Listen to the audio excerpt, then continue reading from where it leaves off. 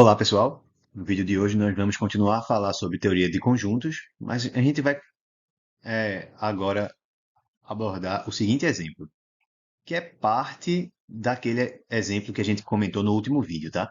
Digamos que a gente tenha o conjunto A, cujos elementos são um, 2, 3 e 4, e o conjunto B, cujos elementos são 2, 3 e 4. Então, o que é que eu posso afirmar aqui? Eu posso afirmar que todo elemento do conjunto B também é elemento do conjunto A. Ó, 2 é elemento de B, 2 também é elemento de A. 3 é elemento de B, 3 também é elemento de A. 4, mesma coisa, é elemento de B, também é elemento de A.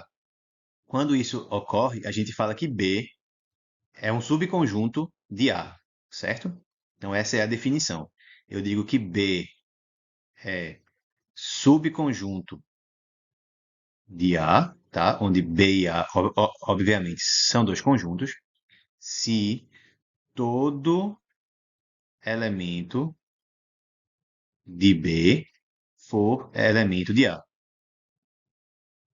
tá certo? Todo elemento de B for elemento de A. Essa é uma definição muito importante, tá? O que fala sobre o que é um subconjunto. Com o diagrama de Venn, o que é que a gente teria? A gente teria aqui, ó, o conjunto A, certo?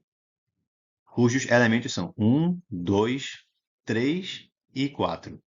E o conjunto B, que tem como elementos 2, 3 e 4. Então, o conjunto B seria essa partezinha aqui, o menor. Certo? Então, você vê que é um conjunto que está dentro do outro. Tá? Um subconjunto é um conjunto dentro de outro conjunto. A notação que a gente usa é essa aqui. Ó. A gente usa o seguinte. Se B for subconjunto de A, eu escrevo B, esse símbolo aqui, A. Como que eu leio isso? Tem duas possibilidades. Isso aqui pode ser lido como B é subconjunto de A, tá certo? É uma opção para ler essa notação. Ou a forma que a gente costuma mais dizer é que B está contido em A, certo? Então B está dentro de A. B está contido em A. É a forma mais usual de ler essa notação aqui, tá? É normalmente assim que a gente lê ela. B está contido em A, tá bom? Outra forma de dizer a mesma coisa é escrever assim, ó. B está contido em A, então o A contém o B, tá? Então, uma outra forma de escrever isso é assim: A com essa notação, tá? Então, isso aqui como é que a gente lê? A, ele contém o B. É a mesma coisa que dizer que o B está contido em A. Por isso que esse símbolo aqui, né, está apontando para o outro lado, tá certo? Então, cuidado para não se confundir com a notação com essa notação aqui, que é de ser subconjunto, com a notação da relação de pertinência, tá? Pertinência é para elemento e conjunto. Estar, e estar contido é uma relação que envolve conjunto e conjunto. Para a gente entender melhor, vamos olhar para esse exemplo aqui. Então, digamos que eu tenha o conjunto A, cujos elementos são zero, isso aqui, que é um conjunto contendo o zero, certo? E esse último símbolo aqui. O que é esse símbolo? Esse símbolo é chamado conjunto vazio. O que é que ele representa? É um conjunto que não tem elementos, certo? É um conjunto que tem exatamente zero elementos. Ele não tem elemento. Que é esse aqui? É um conjunto que tem apenas um elemento, que é o zero. Estou dizendo que esse conjunto é um elemento do conjunto A. Não tem problema nenhum, tá? Porque lembra, como foi que a gente definiu o conjunto? É qualquer coleção de objetos. Bem, os objetos que pertencem a esse conjunto A são o zero, é um número zero. Um outro objeto que está nesse conjunto é um conjunto cujo único elemento é zero. E esse outro conjunto aqui que não possui, certo, nenhum elemento.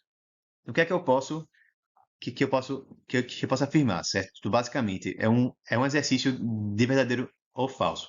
Eu posso dizer que zero pertence a A, verdadeiro ou falso? Vai ser verdadeiro se 0 for um dos objetos que estão listados aqui. Esse símbolo, ele aparece exatamente desse jeito? Aparece sim, ó, aqui. Então, isso é verdade. 0 pertence a A. 0 é um elemento do conjunto A. Segunda pergunta. Isso aqui pertence a A? O que é que eu tenho que olhar então? Eu tenho que olhar se esse símbolo, exatamente ele, aparece na lista de elementos do conjunto A, que é essa lista aqui. E esse símbolo realmente ele aparece, né? Esse símbolo que eu tenho aqui é exatamente o mesmo símbolo que eu tenho aqui. Ele está na lista de elementos de A. Então, verdadeiro, certo? Também. Terceiro exemplo. Eu posso dizer que vale isso aqui, que isso está, que isso está contido em A. Verdadeiro ou falso? Eu posso afirmar que esse conjunto está contido em A. Quando é que isso acontece? Pela definição aqui em cima, ó.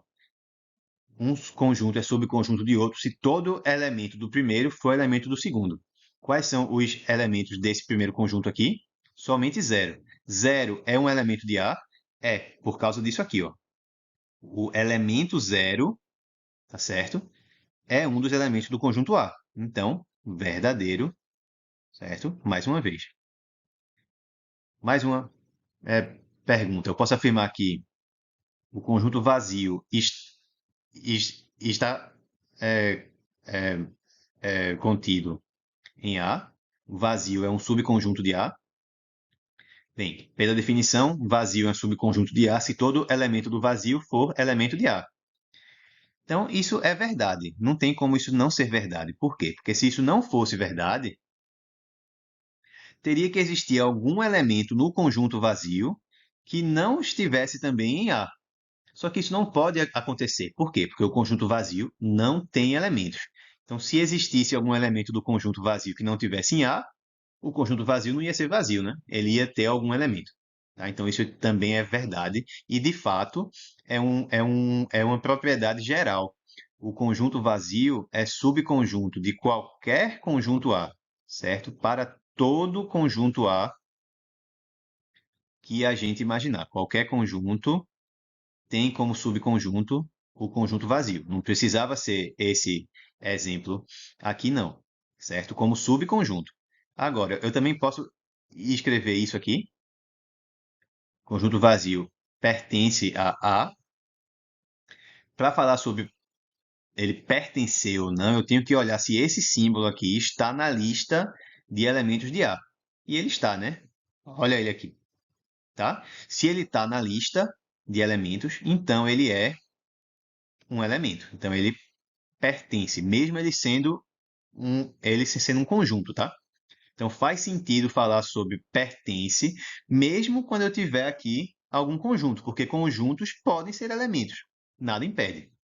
Agora, se eu quisesse falar sobre isso aqui, zero está contido em A, essa não faz sentido, não faz nem sentido responder. Por que que não faz sentido? Porque relação de inclusão, certo? De estar contido, de ser subconjunto, é só para conjunto e certo outro conjunto aqui. Zero não é um conjunto, zero é só um elemento. Se eu quisesse falar sobre o conjunto que contém apenas o zero, eu tinha que escrever isso aqui, tá? Mas cuidado, não é a mesma coisa. Isso e isso não são iguais. Isso aqui é um elemento apenas. Isso aqui é um conjunto que tem esse elemento, tá? Então são coisas diferentes. Isso aqui, ó, não é um conjunto. Então essa pergunta não faz sentido. Ela é falsa, naturalmente, tá certo? Então, relação de inclusão, que é essa que a gente está estudando na aula de hoje, só faz sentido com conjunto de um lado e conjunto do outro. Relação de pertinência, que a gente viu nas últimas aulas, é para elemento e conjunto. Só que cuidado, observação. Conjuntos também podem ser elementos, Então, pode fazer sentido ter conjunto de um lado, conjunto do outro, e aqui no meio o símbolo de pertence. Pode fazer sentido, porque conjuntos podem ser elementos de outros, de outros conjuntos. Agora, relação de inclusão de subconjunto só faz sentido se for conjunto de um lado e conjunto do outro. Beleza, pessoal? Então, é isso que eu queria falar no vídeo de hoje. Espero que vocês tenham gostado. Um grande abraço e até a nossa próxima aula.